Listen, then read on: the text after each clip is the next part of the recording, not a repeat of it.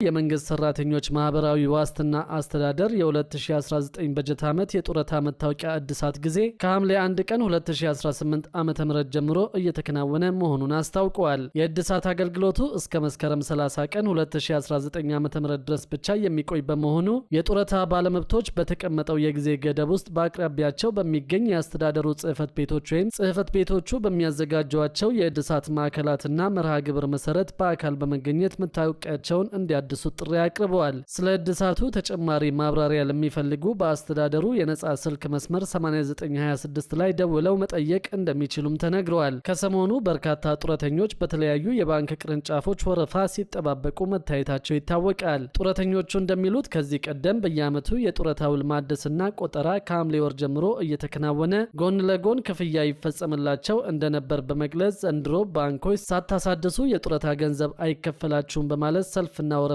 መብዛቱን ገልጸዋል። የኢትዮጵያ ማህበራዊ ዋስትና ኤጀንሲ አማካኝነት በባንኮች በኩል ለጡረተኞች በተላከ የኤስኤምኤስ አጭር የጽሑፍ መልእክት የጡረታ መታወቂያ እድሳት ከሐምሌ 1 ቀን እስከ መስከረም 30 2019 ዓ.ም እንደሚከናወን ተገልጿል። ባንኮች ግን ካላሳደሳችሁ ክፍያ አይፈጸምም በሚል አገልግሎት ሊሰጧቸው አለመፈለጋቸውን ጡረተኞችና የጡረታ ባለመብቶች አስረድተዋል። አንድ የቀድሞ ጦር ሰራዊት አባልና የመንግስት እርሻ ልማት ሰራተኛ በዚህ ኑሮ ውድነት ዘይት ለማይገዛ የጡረታ ገንዘብ ለሀገር የለፉ ባለውለታዎች በዚህ ልክ ባይንገላቱ ጥሩ ነበር ብለዋል። አስቀድሞ በተላከው አጭር የጽሑፍ መልእክት ቀን በመገደብ አገልግሎቱ እንደ ቀድሞ አለመሆኑና ጡረተኞች መታወቂያቸውን ካላሳደሱ ገንዘብ እንደማይከፈላቸው ቢገለጽ ሰልፍና ወረፋው በዚህ ልክ አይሆንም ነበር ሲሉ ተናግረዋል። በአንዳንድ የባንክ ሰራተኞች ያለው መስተንግዶ ጡረታ መብት ሳይሆን ምጽዋትና ድጎማ ይመስላል። ለእነዚህ የሀገር ባለውለታዎች ክብር በማይመጠን ሁኔታ ነው የሚስተናገዱት ያሉት ደግሞ ሌላ አስተያየት ሰጪ ናቸው። አሁን ላይ በስራ ላይ ያሉ ወጣቶችና ጎልማሶች ይህ ህይወት ነገም የነሱ እንደሆነ ተረድተው እነዚህን አቅም የሌላቸውን አረጋውያን፣ አካል ጉዳተኞችን አልፎም ህመምተኞችን መንከባከብና ማገዝ ሲሆን ማመስገን ያስፈልጋል ብለዋል። በመንግስት ሰራተኞች ማህበራዊ ዋስትና አስተዳደር የደቡብ ሪጅን ኃላፊ አቶ ተሾመ ባብሳ ስለ ጉዳዩ አስተያየታቸውን ሰጠዋል። ከሐምሌ 1 2018 ዓ.ም ጀምሮ እስከ መስከረም 30 2019 ዓ.ም የተባለው አጠቃላይ የማሳደሻ ጊዜ ነው ያሉት ኃላፊው የጡረታ ባለመብቶች ግን እስከ ሐምሌ 30 2018 ዓ.ም ብቻ አሳድሰው እንዲጨርሱ ማስታወቂያ አስቀድሞ መለጠፉን ተናግረዋል። እስከ ሐምሌ 30 ቀን 2018 ዓ.ም ክፍያ አይከለከልም ያሉት አቶ ተሾመ ከሐምሌ 30 በኋላ ባንኮች ክፍያ መከልከል የሚችሉት ከኤጀንሲው ያላሳደሱ ሰዎች ክፍያ እንዲቆም የእግድ ደብዳቤ ሲጻፍላቸው ብቻ ነው ብለዋል። በአጭር የጽሑፍ መልእክት ስለተላለፈው የእስከ መስከረም 30 2019 ዓ.ም እድሳት መልእክት የተጠየቁት አቶ ተሾመ ባንክ የሚከተለው የራሱን አካሄድ ነው፣ እኛ የምንከተለው የራሳችንን ነው ሲሉ አስረድተዋል። በእኛ በኩል ጡረተኞችን ለማገዝ ሲባል በየባንክ ቅርንጫፉ የኤጀንሲውን ባለሙያዎች በመላክ ለማሳደስ ባለሙያ መድበናል ሲሉ ተናግረዋል። በሌላ በኩል ደግሞ ለትራንስፖርት አገልግሎት መኪና ለመግዛት ያሰባቸው አዲስ አሰራር መዘርጋቱን ሰምተናል። በዚህ አሰራር መሰረት አነስተኛ ታክሲዎች ከስራ ውጭ ሊደረጉ እንደሆነ ተነግረዋል። በመዲናዋ የህዝብ ትራንስፖርት ታክሲ ላይ ለመሰማራት ቢያንስ 25 ወንበር ያላቸው ተሽከርካሪዎችን መጠቀም ብቻ ፈቃድ እንደሚያሰጥ ተገልጿል።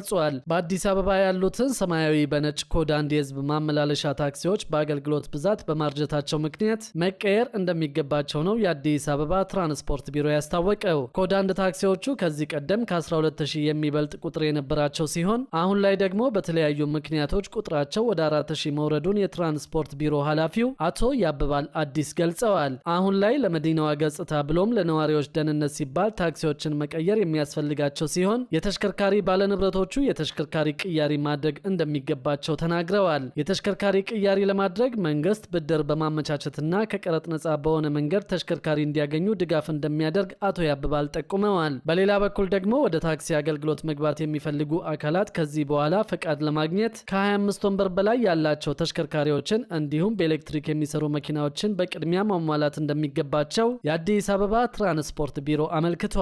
የትራንስፖርት ሚኒስቴር በበኩሉ ያረጁ ተሽከርካሪዎችን ከሀገር ውስጥ መንገዶች ለማስወጣት እየተንቀሳቀሰ መሆኑ የተነገረ ሲሆን በቅርቡ በኢትዮጵያ መንገዶች ላይ የሚገኙ ያረጁ መኪናዎችና የጭነት ተሽከርካሪዎች ከአገልግሎት ውጪ ሊሆኑ ይችላሉ ተብሏል። አዲሱ የትራንስፖርትና ሎጂስቲክስ ሚኒስቴር የተሽከርካሪ ልቀት ብክለት ቁጥጥር መመሪያ የግሪንሃውስ ጋዝ ልቀት መስፈርቶችን የማያሟሉ መኪናዎችን ቀስ በቀስ ከአገልግሎት ውጪ የሚያደርጉ የአስተዳደራዊ እርምጃዎችን ይዟል። አዲሱ መመሪያ እንደሚያመለክተው ማንኛውም አዲስ ወይም ያገለገለ ተሽከርካሪ አስመጪ፣ ሰብሳቢ ወይም አምራች ተሽከርካሪዎቹ የጋዝ ልቀት መስፈርቶችን ማሟላታቸውን ማረጋገጥና ለእያንዳንዱ ተሽከርካሪ የማረጋገጫ የምስክር ወረቀት መስጠት ይጠበቅባቸዋል። ኃላፊዎቹ ሁሉም የነዳጅ ተሽከርካሪ ባለቤቶች ልቀታቸውን እንዲያስመረምሩና የማረጋገጫ ሰርተፊኬት እንዲያገኙ አስታውቀዋል። በምርመራ ወቅት ችግር ያለባቸው ተሽከርካሪዎች ልቀታቸውን ለመቀነስ የጊዜ ገደብ እንደሚሰጣቸውን በመመሪያው ላይ ተገልጿል።